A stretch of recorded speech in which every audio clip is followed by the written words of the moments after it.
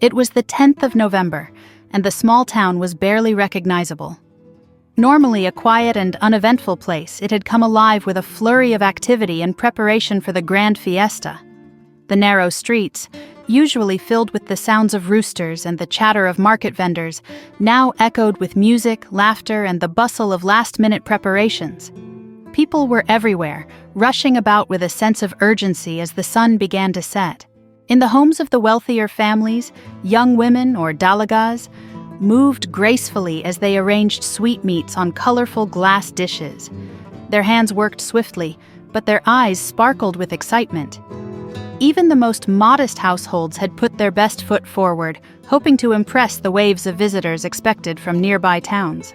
Outside in the courtyard, servants were busy carrying trays of food, their chatter blending with the sounds of crowing roosters and the occasional grunt from the pigs in the pen.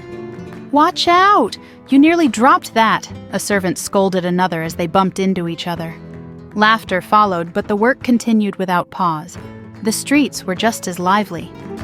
Bamboo arches, known as sinkaban, had been erected at intervals, decorated with intricate shavings that fluttered gently in the breeze. Children ran around them, their eyes wide with wonder as they marveled at the decorations.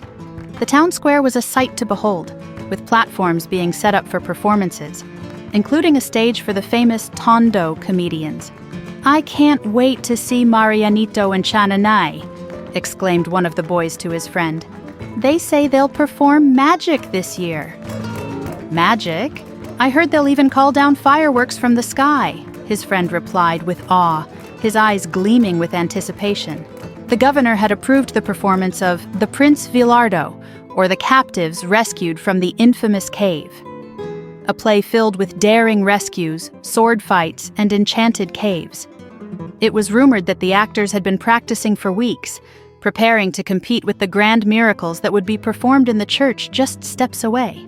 The townspeople adored the theater, even though they rarely showed their appreciation during the plays. Applause was considered impolite, but the silence of the crowd was a sure sign they were completely absorbed. Music drifted into the town from the hills, signaling the arrival of the bands hired for the occasion. 5 musical groups had been engaged, along with 3 orchestras, each determined to outshine the others. The band from San Pedro de Tunasan, led by Maestro Austria, was especially famous. "Here comes the maestro!" cried one of the children running toward the edge of town. "They say he can play anything by ear." As the band marched into the plaza, ragged children followed behind, mimicking the musicians, even if they had nothing more than sticks to tap along. The music lifted the spirits of everyone who heard it. Even the most hardened adults smiled. Meanwhile, the gamblers had started to arrive. These men, their faces marked with confidence and focus, carried prized gamecocks in small cages. They were ready to test their luck in the cockfighting arena and on the green cloth tables. "Have you heard?" whispered a chubby man in a low voice to one of the gamblers. "Capitan Tiago is setting up a high-stakes table. You can win or lose it all tonight." The gambler nodded, his eyes scanning the streets. "And the alferez?" 50 pesos a night, no less," the man answered with a sly smile. "The stakes are high. Everyone's ready for a grand fiesta this year." Outside the town, in the lush hills surrounding it, the farmers, or kasama, were also hard at work.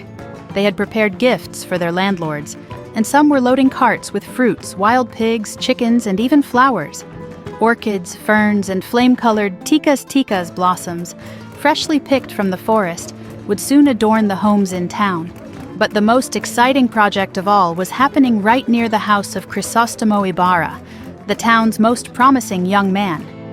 Under the watchful eye of Ñor Juan, the town's skilled foreman, laborers were busy constructing a new schoolhouse, a project that had filled the townspeople with hope. "Faster, men!" Ñor Juan shouted, his voice sharp but encouraging. He walked briskly around the construction site, a copper-bound rule in his hand, the cord of a plumb bob dangling at his side. "Tomorrow there is no work, and the day after that is the ceremony. We must be ready." The men dug trenches, hammered nails, and hauled stone, all while listening to Ñor Juan describe the grand vision for the school.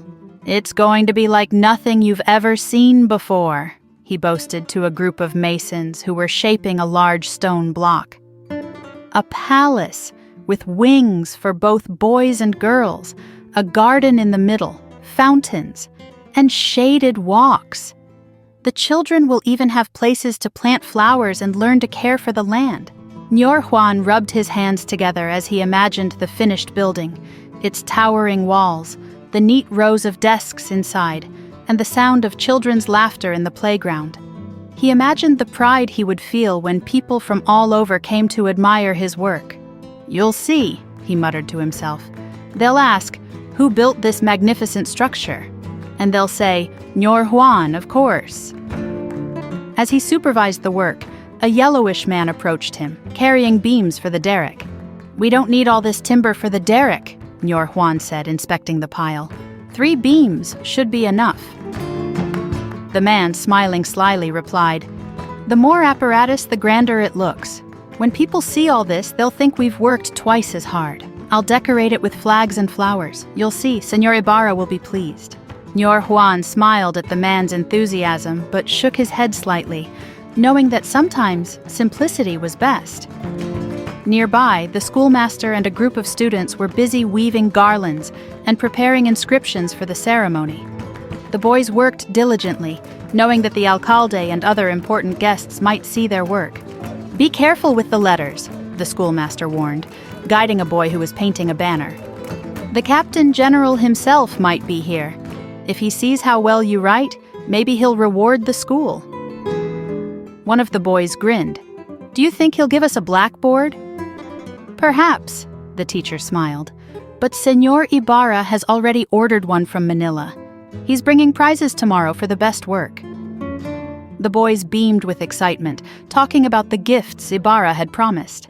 "My father brought 3 cartloads of sand without charging a single peso," boasted one boy. "My uncle will donate money for a teacher's salary," added another, eager to show off his family's contributions. Ibarra's school project had touched many hearts.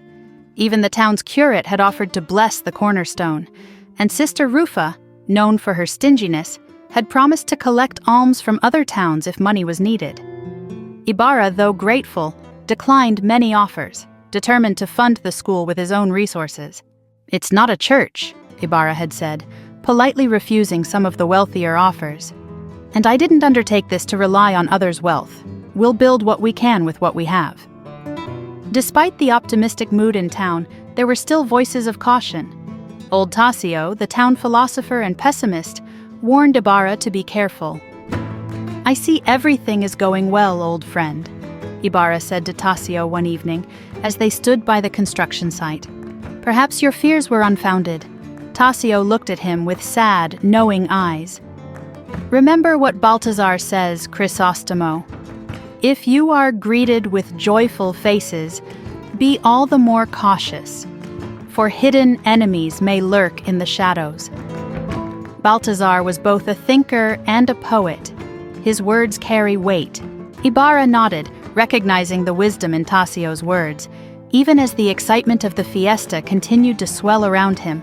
As the sun set, casting a golden glow over the town, the preparations for the fiesta reached a fever pitch.